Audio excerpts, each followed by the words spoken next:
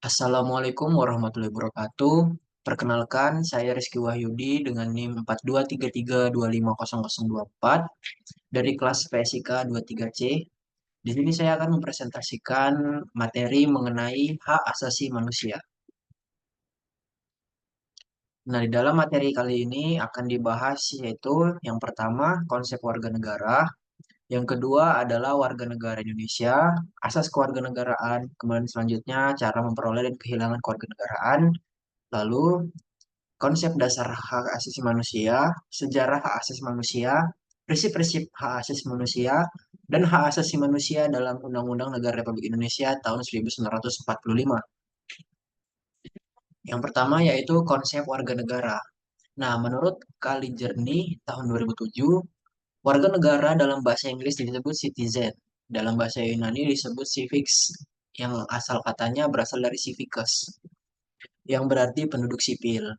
Kemudian menurut Suryan dan Saifullah dalam karyanya pada tahun 2009 halaman 108, menurut Aristoteles, yang disebut warga negara adalah orang yang secara aktif ikut mengambil bagian dalam kegiatan hidup bernegara, yaitu orang yang bisa berperan sebagai orang yang diperintah dan orang yang bisa berperan sebagai pemerintah. Nah, menurut AS Hikam tahun 1999 pada bukunya halaman 166, warga negara atau citizenship adalah anggota dari sebuah komunitas yang membentuk negara itu sendiri, yang mencakup tiga dimensi utama, yaitu yang pertama dimensi keterlibatan aktif dalam komunitas, yang kedua dimensi pemenuhan hak dasar yaitu hak politik, ekonomi, dan sosial kultural, dan yang terakhir yaitu dimensi dialog dan keberadaan ruang politik yang bebas. Yang selanjutnya adalah warga negara Indonesia. Nah, warga negara Indonesia dinyatakan pada pasal 4 Undang-Undang Nomor 12 Tahun 2006, yaitu setiap orang yang berdasarkan peraturan perundang-undangan dan atau berdasarkan perjanjian pemerintah Republik Indonesia dengan negara lain sebelum undang-undang ini berlaku sudah menjadi warga negara Indonesia. Yang selanjutnya, anak lahir dari perkawinan yang sah dari seorang ayah dan ibu warga negara Indonesia. Yang tiga, anak yang lahir dari perkawinan yang sah dari seorang ayah warga negara Indonesia dan ibu warga negara asing. Yang keempat, anak yang lahir dari perkawinan yang sah dari seorang ayah warga negara asing dan ibu warga negara Indonesia. Yang kelima, anak yang lahir dari perkawinan yang sah dari seorang ibu warga negara Indonesia, tetapi anaknya tidak mempunyai kewarganegaraan atau hukum negara asal ayahnya, tidak memberikan kewarganegaraan kepada anak tersebut. Yang keenam, anak yang lahir dalam tenggang waktu 300 hari setelah ayahnya meninggal dunia dari perkawinan yang sah dan ayahnya warga negara Indonesia. Selanjutnya, anak yang lahir di luar perkawinan yang sah dari seorang ibu warga negara Indonesia. Lalu, ada juga anak yang lahir di luar perkawinan yang sah dari seorang ibu warga negara asing yang diakui oleh seorang ayah warga negara Indonesia sebagai anaknya, dan pengakuan itu dilakukan sebelum anak tersebut berusia 18 tahun atau belum kawin.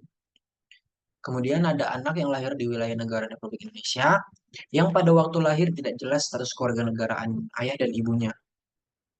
Kemudian ada juga anak yang baru lahir yang ditemukan di wilayah negara Republik Indonesia selama ayah dan ibunya tidak diketahui. Kemudian selanjutnya ada anak yang lahir di wilayah negara Republik Indonesia apabila ayah dan ibunya tidak mempunyai kewarganegaraan atau tidak diketahui keberadaannya.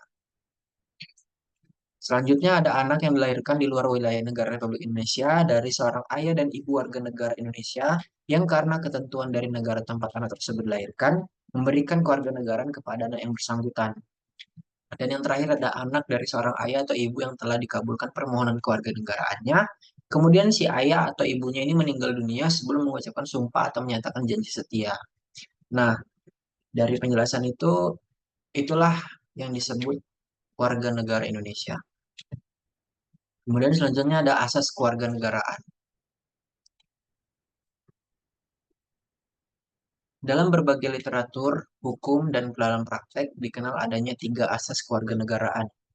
Yang pertama itu adalah ius soli. Nah, asas ius soli ini adalah disebut juga asas kedaerahan, yaitu penentuan status kewarganegaraan berdasarkan tempat atau daerah kelahiran seseorang tersebut. Dan yang selanjutnya adalah ius sanguinis.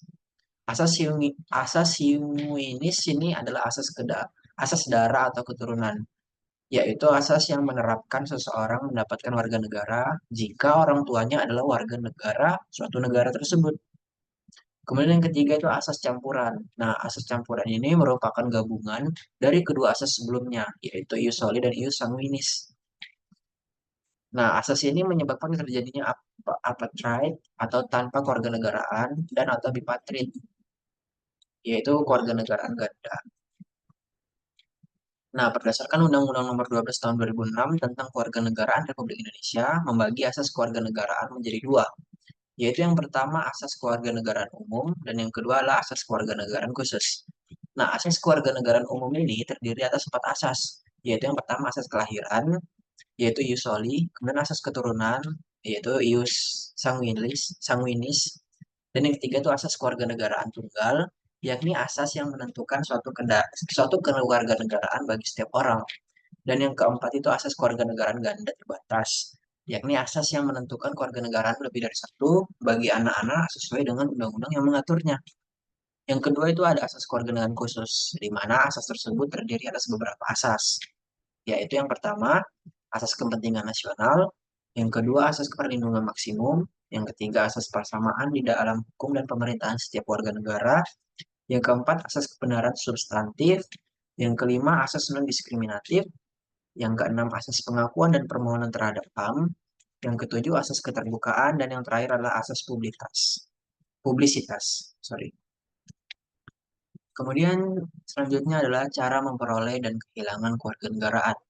Nah, dalam literatur hukum di Indonesia, biasanya cara memperoleh status kewarganegaraan hanya terdiri atas dua cara, yaitu status kewarganegaraan dengan kelahiran di wilayah hukum Indonesia dan dengan cara kewarganegaraan atau naturalisasi atau disebut juga naturalization. Nah, dalam praktek ketatanegaraan di dunia, setidaknya adalah 5 cara memperoleh kewarganegaraan, yaitu yang pertama ada citizenship by birth, adalah cara memperoleh kewarganegaraan berdasarkan kelahiran. Itulah dia yang disebut dengan asas ius soli di dalam wilayah hukum suatu negara. Kemudian yang kedua adalah citizenship by descent. Nah, yaitu perolehan kewarganegaraan berdasarkan keturunan, yaitu ius sanguinis. Yang ketiga adalah citizenship by naturalization, yaitu kewarganegaraan orang asing melalui permohonan menjadi warga negara tersebut setelah memenuhi persyaratan-persyaratan yang telah ditentukan. Yang keempat ada citizenship by registration, yaitu cara memperoleh kewarganegaraan bagi mereka yang telah memenuhi syarat-syarat dianggap cukup dilakukan melalui prosedur administrasi pendaftaran yang lebih sederhana dibandingkan dengan naturalisasi yang sebelumnya yang lebih sulit.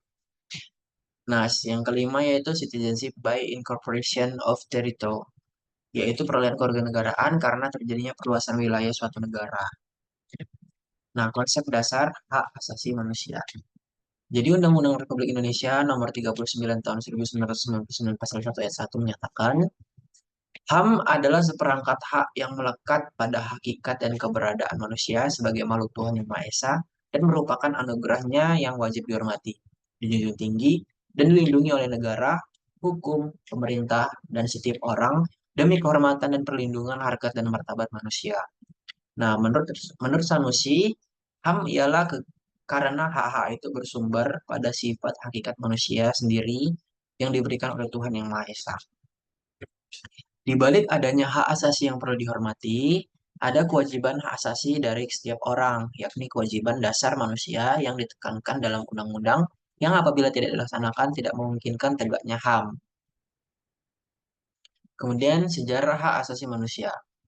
Yang pertama itu adalah Piagam Madinah, yaitu di Madinah pada tahun 622 Masehi. Pada masa kenabian, di kota Madinah disusun sebuah piagam Madinah, yaitu Sahifatul Madinah atau Mistaqul al-Madinah, yang merupakan dokumen kesepakatan masyarakat Madinah untuk melindungi dan menjamin hak sesama warga negara tanpa pandang latar belakang, suku, dan agama. Kemudian yang selanjutnya adalah Magna Carta yang diterbitkan di Inggris pada tahun 1215. Piagam ini merupakan perjanjian antara Raja John dari Inggris dan sejumlah bangsawan. Melalui piagam ini, raja harus mengakui beberapa hak dari para bangsawan, sebagai imbalan untuk dukungan mereka dalam membiayai penyelenggaraan pemerintah dan kegiatan PEN. Dan yang ketiga itu ada Declaration of Independence yang merupakan piagam pada masa Revolusi Amerika pada tanggal 4 Juli 1776 yang disusun oleh Thomas Jefferson. Deklarasi ini menekankan pentingnya kemerdekaan, persamaan, dan persaudaraan. Deklarasi ini terdapat pernyataan sekalian manusia dititahkan dalam keadaan sama dan dikaruniai oleh Yang Maha Kuasa beberapa hak tetap dan melekat padanya. Dan yang keempat itu ada Declaration des Droits de l'Homme du Citoyen, merupakan piagam pada permulaan Revolusi Prancis pada tahun 1789 yang menekankan perlunya ditegakkan tiga dasar penghormatan terhadap manusia, yaitu liberty, kemerdekaan, equality, persamaan, dan fraternity, yaitu persaudaraan. Deklarasi ini menyatakan hak-hak asasi manusia adalah hak-hak yang dimiliki manusia menurut kodratnya, yang tidak dapat dipisahkan daripada hakikatnya, dan karena itu bersifat suci. Kemudian ada prinsip-prinsip hak asasi manusia. Menurut Didik B. Arif, menjelaskan ada beberapa prinsip pokok yang terkait dengan penghormatan, pemenuhan, pemajuan, dan pelindungan HAM. Yaitu yang pertama adalah prinsip universal, yang kedua prinsip tidak dapat dilepaskan, yang ketiga prinsip tidak dapat dipisahkan, yang keempat prinsip saling tergantung, yang kelima prinsip keseimbangan, dan yang keenam adalah prinsip partikularis. Nah, HAM dalam Undang-Undang Negara Republik Indonesia tahun 1945, alinea ke-1 dinyatakan bahwa kemerdekaan ialah hak segala bangsa, dan dalam pernyataan tersebut terkandung pengakuan secara yuridis hak asasi manusia tentang kemerdekaan sebagaimana tercantum dalam Deklarasi Universal Hak Asasi Manusia PBB Pasal 1. Kemudian berdasarkan pada tujuan negara sebagaimana terkandung pada pembukaan Undang-Undang Negara Republik Indonesia tahun 1945, negara Indonesia menjamin dan melindungi hak-hak asasi manusia pada warganya terutama dalam kaitannya dengan kesejahteraan hidupnya, baik jasmania maupun rohania. Antara lain berkaitan dengan hak-hak asasi bidang politik, ekonomi, sosial, budayaan, pendidikan, dan agama. Oke, sekian presentasi saya mengenai materi yang sebelumnya sudah saya sampaikan. Kurang lebih saya mohon maaf. Saya sudahi dengan wabillahi taufiq wal hidayah. Wassalamualaikum warahmatullahi wabarakatuh.